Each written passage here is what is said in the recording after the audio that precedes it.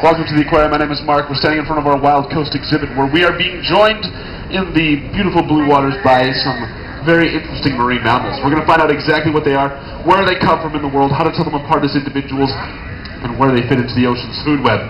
So ladies and gentlemen, I'd like to give a round of applause to Lisa. She is going to be the trainer that we're going to be watching today as she works alongside these Fantabulastic animals. That is a word I made up right now because no other word could exemplify how I feel about these marine mammals. So let us introduce you to these beautiful creatures. Ladies and gentlemen, first of all, I'd like to introduce you to the male. This here is Spinnaker. Spinnaker is in his early 20s. I did mention that he is the only male, but fear not.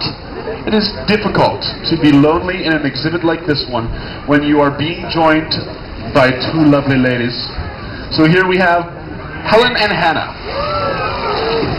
Helen is in her early 20s like Spinnaker, and Hannah is the youngest in her mid-teens. So, ladies and gentlemen, what kind of animal are we looking at? Dolphins, absolutely, that's very correct, but it is also a little bit vague, as there are just over 40 different species of dolphin and porpoise worldwide. About a dozen or so of these creatures can be found off the British Columbia coastline. What are we looking at specifically? Well, to answer that question, you got to take a look at their coloration. Dark backs, white bellies, white stripes along their sides. Ladies and gentlemen, this tells me that we are looking at the Pacific Whitesided dolphin. Now, this particular species has a very strong range going from the northern coast of Mexico all the way up to Alaska, back around into the Asian Pacific side as well, completing the northern realm of the Ring of Fire. Of course, the other way of telling that this is in fact a Pacific Whitesided dolphin is to note that these animals are fast, social, and very acrobatic, as we have seen here. We will continue to see throughout our journey of scientific research and exploration. Up to and including 30 years ago, the Pacific Whitesided dolphin was most often perceived to be an open ocean dolphin, not making its way very close to the coastlines. However, as mentioned, in the last 30 years they've come closer and closer, allowing researchers a great opportunity to view this beautiful dolphin. And one of the main parts of interest when you're looking at the Pacific Whitesided dolphin is noting the individuals so that we can keep track of family groupings and population sizes.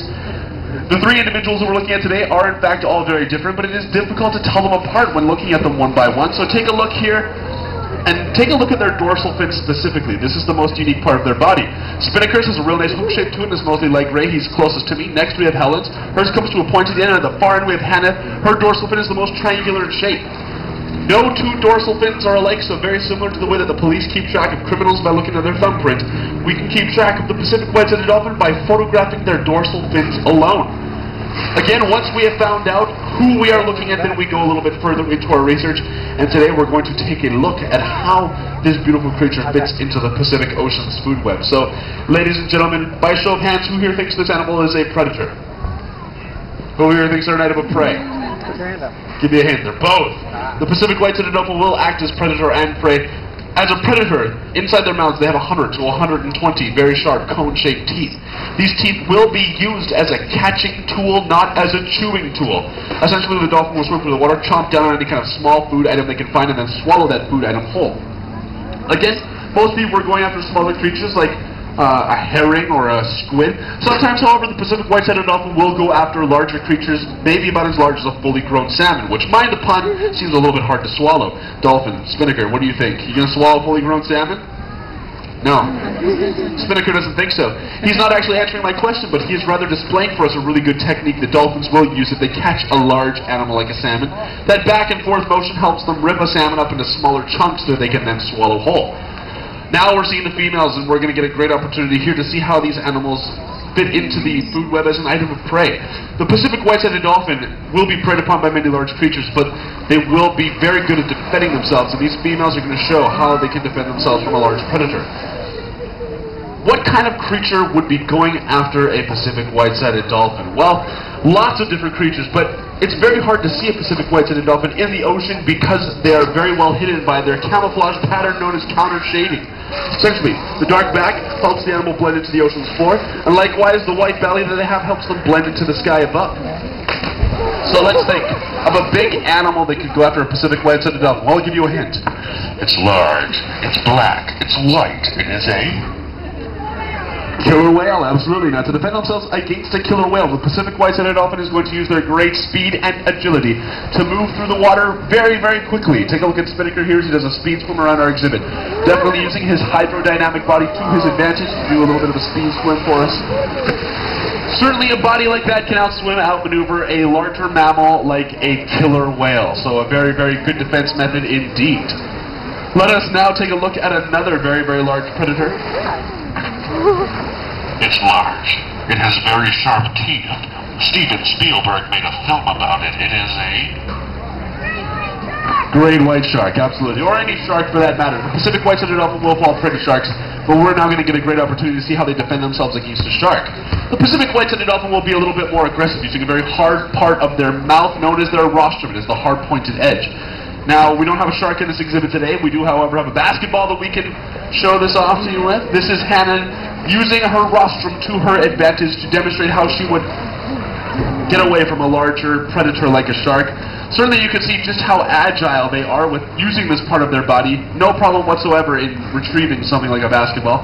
But if a shark is approaching from an area, say, behind the Pacific Whitesided Dolphin and their rostrum isn't the most available part of their body, their tail comes in very handy. Now, I don't know about you folks. If I got smoked in the face by one of those dolphin tails, I probably wouldn't want dolphin for dinner either. Which brings us to our third and probably most dangerous predator. We have this one at the aquarium in abundance. You can see them if you take a quick look to your left and a quick look to your right. You're actually surrounded by them. Children. No, I'm just teasing. It's not just children. It's all human beings. We're all very, very dangerous to the Pacific Whitesided Dolphin. And all three of the animals that we've been looking at today have their own stories to tell. Take a look at Helen. Her pectoral flippers are noticeably smaller than her two counterparts within this exhibit. But all three of these animals do have very distinct scars that show how they have been entangled in marine debris. All three of these dolphins were actually entangled in discarded fishing nets. They were brought into rehabilitation centers where they were assessed at a level of health that says that they cannot go back to the wild, but they can live in aquariums, and this is a scientific classification known as non-releasable rehabilitation animal.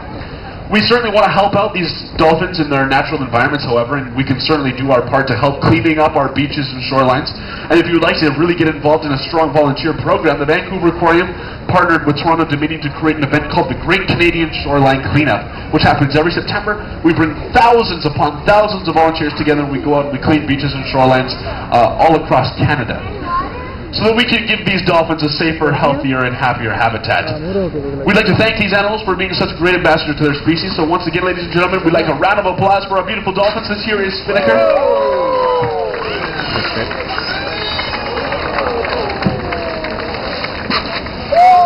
And then, of course, Spinnaker's two lady friends, brought to you by the letter H. We got Helen and Hannah, the two beautiful females. Fabulous. Ladies and gentlemen, on behalf of myself, our trainers, we also got Alicia and Sherry behind me here that have been working with the Dolphins, bringing them out to us. On behalf of myself, thank you for joining us. This is the tail end of our show. If you have any questions, once again, ladies and gentlemen, my name is Mark. I'd be more than happy to answer any questions you have down here on the dock, and please enjoy the rest of your day here at the Vancouver Aquarium.